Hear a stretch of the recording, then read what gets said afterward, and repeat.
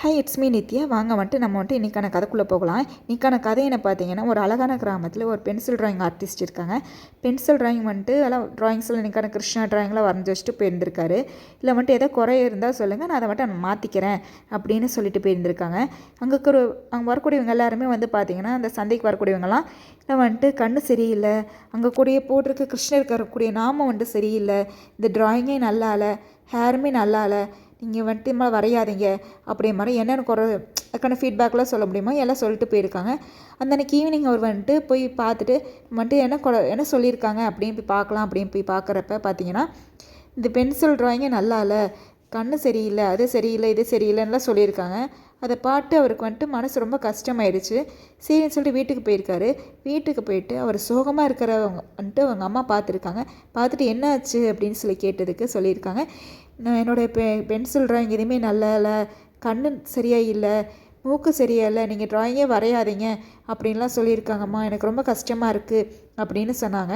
நீ எப்பயும் போல் கொண்டு போய் நாளைக்கு இதே மாதிரி என்னோடய ட்ராயிங்கை கொண்டு போய் வச்சுட்டு இதே ட்ராயிங்கை வந்துட்டு போயிட்டு இல்லை வந்துட்டு ஏதாவது சரியில்லை அப்படின்னா வந்துட்டு நீங்கள் வந்துட்டு இதில் வந்துட்டு சரி பண்ணிடுங்க, நான் இங்கே க்ரையான்ஸ், பென்சில் எல்லாமே வச்சுட்டு போயிருக்கேன், ஸ்கேல் எல்லாமே அப்படின்னு சொல்லியிருக்காங்க.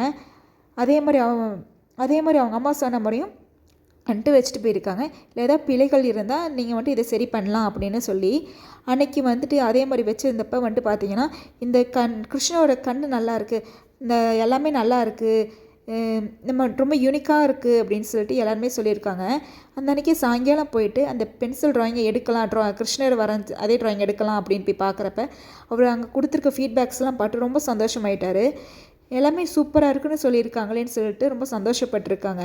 அப்போ வந்துட்டு நம்ம ஒரு நல்ல ஒரு பென்சில் ட்ராயிங் ஆர்டிஸ்ட் தான் அப்படின்னு சொல்லி ரொம்ப சந்தோஷப்பட்டிருக்காங்க.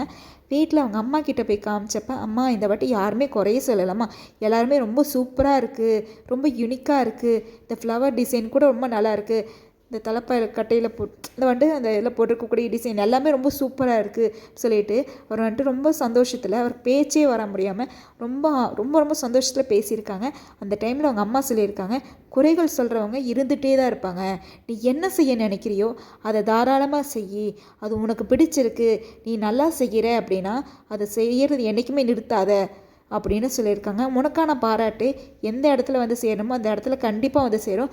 பாராட்டு கிடைச்சாலும் சரி, உன்னை வந்துட்டு குறைகள் சொன்னாலும் சரி, அது எல்லாமே ஒரே மாதிரி பார்த்துக்க பழகு அப்படின்னு சொல்லியிருக்காங்க. நம்ம வாழ்க்கையில் இதே மாதிரி தாங்க, ஏதாவது வந்துட்டு நம்ம வந்துட்டு சரி பண்ணுறோம் அப்படின்னா குறைகள் சொல்கிறவங்க, நெகட்டிவான பேசக்கூடியவங்க எல்லாருமே இருக்க தான் செய்வாங்க.